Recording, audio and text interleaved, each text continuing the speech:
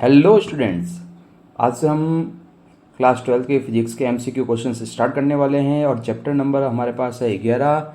इस चैप्टर के अंदर जितने भी एमसीक्यू क्वेश्चंस बन सकते हैं वो हम 1 से 2 वीडियो या 3 वीडियो में भी बनाकर आपके सामने लेके आएंगे। अगर आपने अभी तक हमारा चैनल सब्सक्राइब नहीं किया है तो कर दीजिए। तो चलिए शुरुआत करते हैं क्वेश्चन नंबर फर्स्ट से।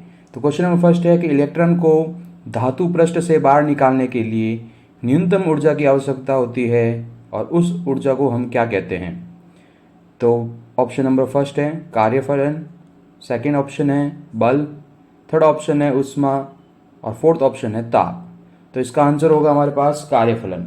ये कार्यफलन की परिभाषा है। कार्यफलन क्या होता है कि न्यूनतम ऊर्जा जिसकी वजह से किसी भी इलेक्ट्रॉन को धातु से हम बाहर निकाल सकते हैं उसको हम कार्यफलन कहते हैं। तो नेक्स्ट क्वेश्चन की तरफ बढ़ते हैं। नेक्स्ट क्वेश्चन है कि कार्यफलन को किस में मापा जाता है। तो कार्यफलन को मापा जाता है इलेक्ट्रोवोल्ट में, ईवी में, इलेक्ट्रोवोल्ट। केल्विन आपको पता है किसका है, ताप का। कूलॉम किसका होता है, आवेश का। और वोल्ट किसका होता है, विभवांतर का। ठीक है, नेक्स्ट चलते हैं। 1 इलेक्ट्रोवोल्ट का मान क्या होता है। तो यहाँ पर आपके पास अलग अलग ऑप्शन है और अगर आप चाहें तो कमेंट बॉक्स में भी आंसर लिख सकते हैं। तो जल्दी से कमेंट बॉक्स में इसके आंसर लिख दीजिए। 1 इलेक्ट्रोवोल्ट का आंसर होता है, हमारे पास आंसर क्या आएगा देखिएगा यहाँ पे 1.602। आंसर है 1.602 इंटू 10⁻⁻19 कूलॉम, सॉरी जूल। ठीक है, तो इसमें कौन सा ऑप्शन है आप चेक कीजिए। 1.602 into 10⁻⁻19 joule, option number B. तो ये इसका करेक्ट आंसर हो गया। नेक्स्ट क्वेश्चन चलते हैं। स्पार्क प्लग में किस प्रकार का उत्सर्जन होता है। तो यहाँ पर 3 उत्सर्जन दिए हुए हैं, ताप यानी उत्सर्जन, क्षेत्र उत्सर्जन और प्रकाश विद्युत उत्सर्जन। तो याद रखिएगा कि जो हमारे पास स्पार्क प्लग होता है उसमें क्षेत्र उत्सर्जन होता है, क्षेत्र उत्सर्जन। अब ये ताप यानी उत्सर्जन, क्षेत्र उत्सर्जन क्या है। तो ताप यानी उत्सर्जन क्या है कि उपयुक्त ताप द्वारा, ठीक है, मुक्त इलेक्ट्रॉन को तापीय ऊर्जा देकर पृष्ठ से, धातु के पृष्ठ से बाहर निकालते हैं। क्षेत्र उत्सर्जन में क्या है कि किसी धातु पर एक प्रबल विद्युत क्षेत्र,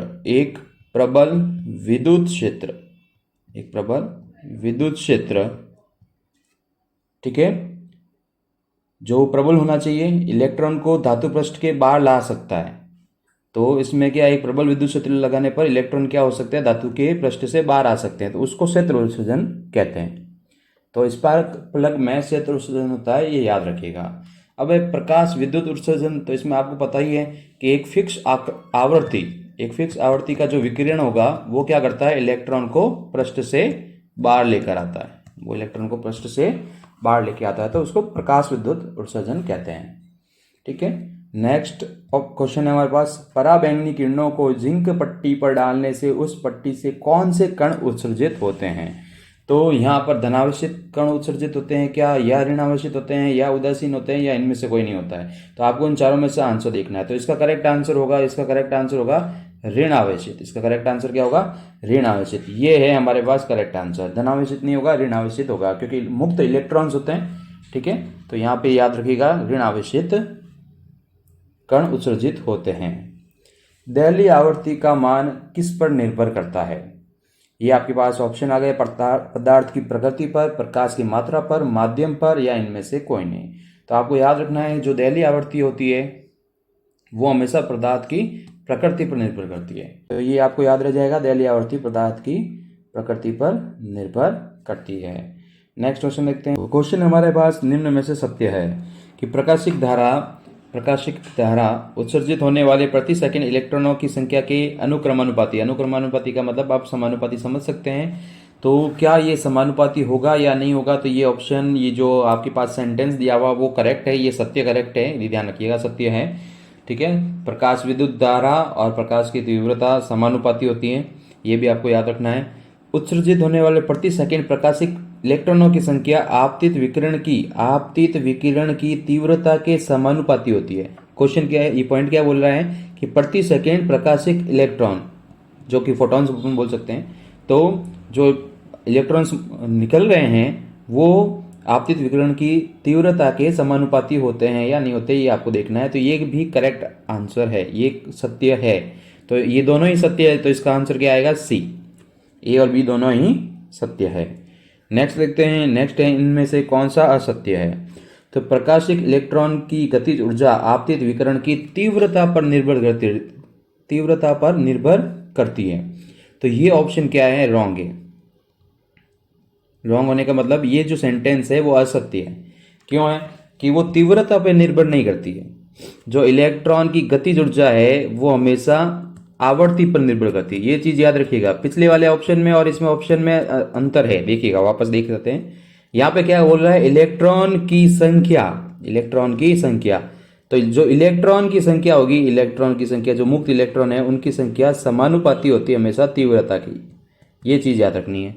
इसमें जो गतिज ऊर्जा है वो किसके समानुपाती होती है, आवर्ती के समानुपाती होती है। तो ये कथन असत्य है, तो इसका आंसर ये टिक हो जाएगा, असत्य कथन पूछा था। फिर यहाँ पे एक पॉइंट ये याद रखिएगा, धातु से उत्सर्जित सभी इलेक्ट्रॉन की ऊर्जा समान नहीं होती है, याद रखना है, समान नहीं होती है। ये करेक्ट आंसर है यहाँ पर, ये सत्य है ये, ठीक है, ये करेक्ट है। नेक्स्ट देखते हैं, कथन ए है कि उत्सर्जित इलेक्ट्रॉन की ऊर्जा आपतित विकिरण की आवृत्ति पर निर्भर करती है। यह भी हमने पिछले क्वेश्चन में पढ़ा है। ऊर्जा से मतलब गतिज ऊर्जा से ही है। आपतित विकिरण की उच्चतर आवृत्ति के लिए निरोधी विभव का मान अधिक ऋणात्मक होता है। मतलब उच्चतर, जैसे जैसे हाई फ्रीक्वेंसी जाएगी तो निरोधी विभव का मान अधिक ऋणात्मक होता जाएगा। तो ऑप्शन बताना है कि कथन ए सही है परंतु बी गलत है, कथन ए गलत है परंतु बी सही है, ए तथा बी दोनों सही है, ए तथा बी दोनों ही गलत है। तो आप अपना टाइम लेके इस क्वेश्चन को वापस ठीक से पढ़ लीजिए और इसका आंसर अवश्य आप अपने कमेंट बॉक्स में लिखिएगा। तो ये दोनों ही कथन सही हैं, ए और बी दोनों ही सही। नेक्स्ट क्वेश्चन देखते हैं कि विकिरण की प्रकृति होती है तरंग की तरह, कण की तरह। ए तथा बी दोनों सही है या ए तथा बी दोनों ही गलत हैं। तो ये बिल्कुल इजी सा क्वेश्चन है और इसके लिए आप आंसर लिख सकते हैं। आप क्या टिक करेंगे, आंसर सी। ये दोनों प्रकार की है, द्वैत प्रकृति, विकिरण की द्वैत प्रकृति, ठीक है। तो ये चीज याद रखिएगा। नेक्स्ट चलते हैं, आइंस्टीन ने प्रकाश विद्युत प्रभाव की व्याख्या किस सिद्धांत पे की थी। तो ये तो कॉमन सा क्वेश्चन है, आपको पता ही होगा, प्लांक के क्वांटम सिद्धांत पर की थी। नेक्स्ट है, एक ही स्रोत से उत्सर्जित सभी फोटोन का वेग निर्वात में होता है। निर्वात में सभी फोटॉन्स का वेग क्या होता है, समान होता है, याद रखिएगा। धात्विक पृष्ठ से इलेक्ट्रॉन उत्सर्जित तब होते हैं जब पृष्ठ पर आपतित प्रकाश की आवृत्ति दहलीय आवृत्ति से कम हो, दहलीय आवृत्ति की आधी हो, दहलीय आवृत्ति से अधिक हो। तो ऑप्शन होगा सी, दहलीय आवृत्ति से अधिक। तो दहलीय आवृत्ति क्या होती है, दहलीय आवृत्ति, तो वो भी देख लेते हैं। दहलीय आवृत्ति क्या होती है, दहलीय आवृत्ति वो होती है न्यूनतम आवृत्ति, वह न्यूनतम आवृत्ति जिसके कारण धात्विक पृष्ठ से इलेक्ट्रॉन उत्सर्जित हो जाते हैं, जिसके कारण धात्विक पृष्ठ से इलेक्ट्रॉन उत्सर्जित हो जाते हैं, ठीक है। नेक्स्ट चलते हैं, वह घटना जिसमें कुछ धातुओं पर प्रकाश पड़ने पर उससे इलेक्ट्रॉन उत्सर्जित होते हैं कही जाती है। तो कॉमन सा पॉइंट है प्रकाश विद्युत प्रभाव, ठीक है। नेक्स्ट है, फोटोसेल किस पर आधारित होता है, प्रकाश विद्युत प्रभाव पर आधारित होता है। तो अभी तक आपने कुछ क्वेश्चंस देखे एमसीक्यू। आपको वीडियो कैसा लगा अपने कमेंट बॉक्स में लिखना ना भूलें। वीडियो को ज़्यादा से ज़्यादा लाइक करें। हमारा आज का टारगेट है 30 लाइक्स। इस वीडियो पर 30 लाइक्स आने चाहिए, ठीक है। इसके बाद में ही हम सेकेंड वीडियो बनाएंगे। अपने फ्रेंड्स के साथ ज़्यादा से ज़्यादा इस वीडियो को शेयर करें। और आप चाहते हैं कि इसी प्रकार के हम एमसीक्यू क्वेश्चन हर चैप्टर के बनाएं तो कमेंट बॉक्स में ज़रूर लिखिएगा। हम पूरी कोशिश करेंगे हर चैप्टर के ऐसे ही एमसीक्यू लेके आएँ। अभी तक इस चैप्टर के लिमिटेड एमसीक्यू हैं। अगर इस वीडियो पर रेस्पॉन्स अच्छा रहता है, आप लोगों का प्यार बना हुआ रहता है, तो हम नेक्स्ट दूसरा वीडियो भी लेके आएंगे इस चैप्टर के लिए।